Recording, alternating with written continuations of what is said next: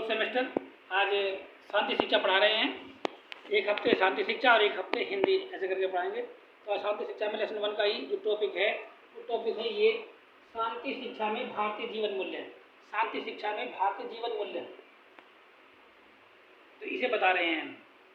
ठीक है, तो आपको इसको ध्यान से देखना है और समझना अच्छी तरह से।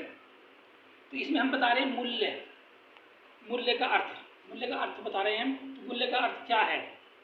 तो मूल्य जो है वो वैल्यू शब्द से बना है। वैल्यू जानते हैं ना, वैल्यू। तो भाई किसी की वैल्यू क्या है? वैल्यू का मतलब VALUE, वैल्यू शब्द का उद्गम जो है, उद्भव जो है वो वैल्यूअर, VALURE से हुआ, वैल्यूअर से हुआ। किससे हुआ? वैल्यूअर से, वैल्यूअर से हुआ है, जो कि लैटिन भाषा का शब्द है। किसका शब्द है? लैटिन भाषा का शब्द है, जिसका तात्पर्य महत्व, उपयोगिता अथवा वांछनीयता से लगाया जाता है। मूल्य समाज में विभिन्न अथवा प्रतिमानों के रूप में समाज को उचित दिशा निर्देशन प्रदान करते हैं। समाज में व्याप्त मूल्य एवं आदर्श सामाजिक व्यक्तित्व विकास एवं चरित्र निर्माण की दृष्टि से वांछनीय एवं उपयोगी है। मूल्य एक ऐसी आचरण संहिता या सद्गुणों का समूह है जिसे अपनाकर व्यक्ति अपने व्यक्तित्व का विकास कर सकता है। भारतीय धर्म ग्रंथों में मूल्य के लिए शील शब्द का प्रयोग हुआ है। किस शब्द का हुआ है? शील शब्द का प्रयोग हुआ है, जो मूल्य का पर्याय नहीं वरन नजदीकी शब्द है। मूल्यों की प्रकृति स्पष्ट करेंगे हम।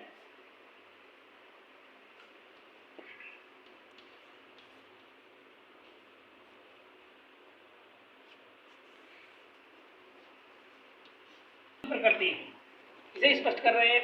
इसको मूल्यों की प्रकृति क्या होनी चाहिए? मूल्यों की प्रकृति निम्नलिखित बिंदुओं द्वारा प्रदर्शित की जा सकती है। दार्शनिक मूल्यों की प्रकृति में आदर्श, सिद्धांत, विश्वास, सत्य, अहिंसा आदि मूल्यों को शासित किया जाता है, मूल्यों को शामिल किया जाता है तथा इनकी प्रकृति अपरिवर्तनीय होती है। क्या होती है? अपरिवर्तनीय, जो परिवर्तन नहीं हो सकती। नंबर 2, मनोवैज्ञानिक मूल्यों की प्रकृति मानव के व्यवहार संबंधी मूल्यों से प्रतीत होती है। यह मनोवैज्ञानिक दृष्टिकोण से अति महत्वपूर्ण है, क्योंकि इन्हीं के द्वारा मानव मूल्यों अर्थात जीवन की नींव रखी जाती है। इन मूल्यों में समय, विकास, प्रगति के आधार पर परिवर्तन होते रहते हैं। सांस्कृतिक रूप में मूल्यों की प्रकृति को सांस्कृतिक लक्षणों के रूप में परिभाषित किया जाता है। वैदिक कालीन शिक्षा की मुख्य संस्कृति आर्य संस्कृति है तथा इन संस्कृति में 4 वर्णों का जिक्र किया गया है। कौन सा? ब्रह्मचर्य, गृहस्थ, वानप्रस्थ और चौथा है संन्यास। मूल्यों का वर्गीकरण, मूल्यों का जो वर्गीकरण है,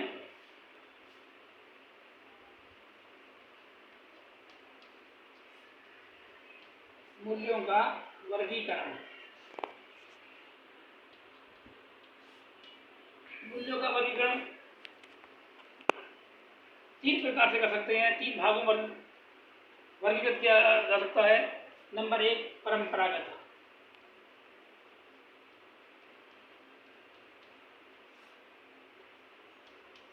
नंबर 2, आधुनिक।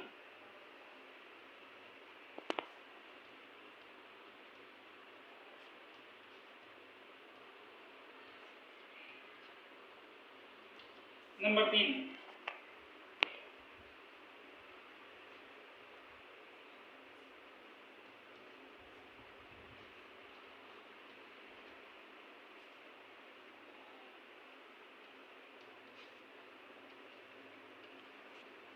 परिणाम स्वरूप।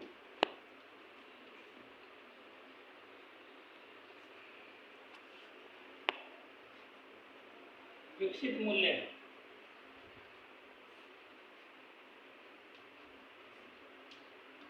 ये नंबर 3 है। तो इन्हें 3 भागों में हमने बांटा है। कितने भागों में? 3 भागों में। परंपरागत मूल्य क्या है? परंपरागत मूल्यों से हमारा अभिप्राय उन आदर्शों, सिद्धांतों एवं विश्वासों से होता है जो प्राचीन काल से ही हमारे जीवन का मार्गदर्शन करते चले आ रहे हैं। समाज की संस्कृति इन मूल्यों का आधार है तथा सभी मूल्य पीढ़ी दर पीढ़ी हस्तांतरित होते रहते हैं। नंबर 2, आधुनिक मूल्य। आधुनिक मूल्य भारतीय संविधान द्वारा प्रतिपादित, इसे कहते हैं modern values implied by Indian constitutions. आधुनिक मूल्य उन मूल्यों को कहते हैं जिन्हें समकालीन समाज द्वारा मान्यता प्रदान की जाती है। स्वतंत्र भारत में कुछ मूल्यों को उपयुक्त स्थान पर रखा गया है जो नैतिक मूल्यों का आधार बनने की क्षमता रखते हैं। नंबर 3 है जीवन शैली में परिवर्तन के परिणामस्वरूप विकसित। इसके अंतर्गत वे मूल्य आते हैं जो आधुनिक जीवन शैली में परिवर्तन के परिणामस्वरूप विकसित हुए हैं। इनमें से कुछ मूल्य इस प्रकार हैं: वैज्ञानिक दृष्टिकोण के विकास संबंधी मूल्य, और नंबर 2 पर्यावरणीय मूल्य। मूल्य एवं शिक्षा में क्या संबंध है? प्रश्न बनता है हमारा, मूल्य एवं शिक्षा में क्या संबंध है? तो मूल्य एवं शिक्षा के मध्य बहुत घनिष्ठ संबंध होता है। एक प्रकार से कहा जा सकता है कि ये आत्मा एवं शरीर का संबंध है। शिक्षा वास्तव में एक प्रक्रिया है जिसके माध्यम से बालकों में विशिष्ट कौशलों, गुणों, दृष्टिकोणों एवं व्यवहारों का विकास होता है। दूसरी ओर मूल्यों का संबंध उन भावों से होता है जिनकी हम कामना या इच्छा करते हैं और उचित मानते हैं। मूल्यों का विकास करना शिक्षा का प्रमुख कार्य है। ऐसी स्थिति से स्पष्ट होता है कि मूल्य एवं शिक्षा से साध्य एवं साधन का, सिद्धांत एवं व्यवहार का संबंध होता है। इस संबंध को हम दूसरे शब्दों में भी समझ सकते हैं। मूल्यों के विकास में परिवार की भूमिका को बताइए। मूल्यों के विकास में परिवार की भूमिका।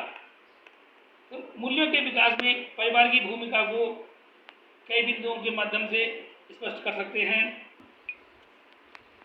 नंबर 1, बालकों में मूल्यों का विकास करने के लिए माता पिता को परिवार का वातावरण मूल्योन्मुख बनाना चाहिए।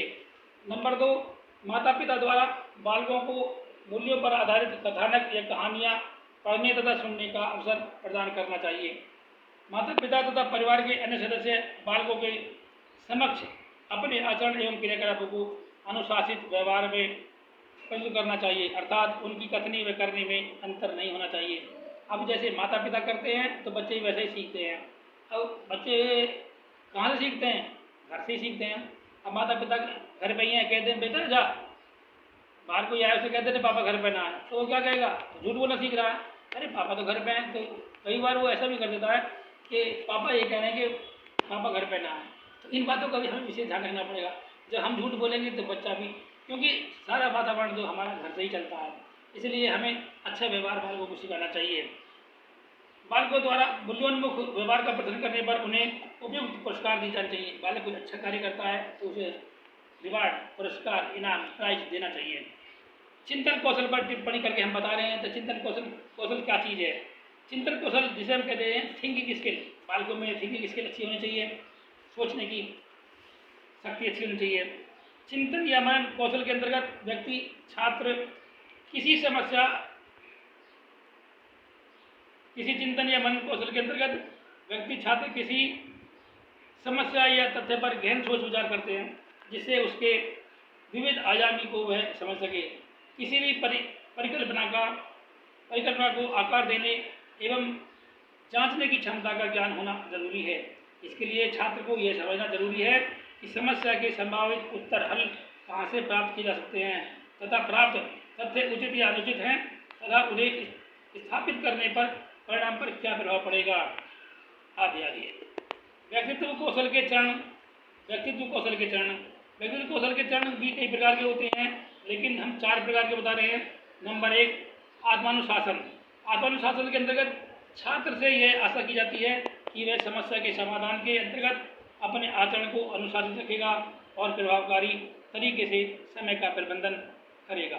सहयोग, दूसरा नंबर है सहयोग। शिक्षक छात्र को समस्या के समाधान के लिए समूह में विभाजित करते हैं जिससे कार्य सुचारू एवं शीघ्रता से हो सके, परंतु यह तभी संभव है जब उनमें आपस में सहयोग एवं समन्वय की भावना हो। अनुकूलन, समूह के सभी छात्रों में एक नए साक्ष्यों एवं तर्कों के आधार पर अपने दृष्टिकोण में परिवर्तनशीलता होनी जरूरी है।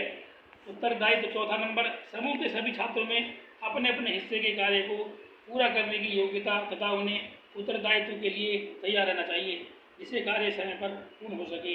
ये थे व्यक्तित्व कौशल के चरण।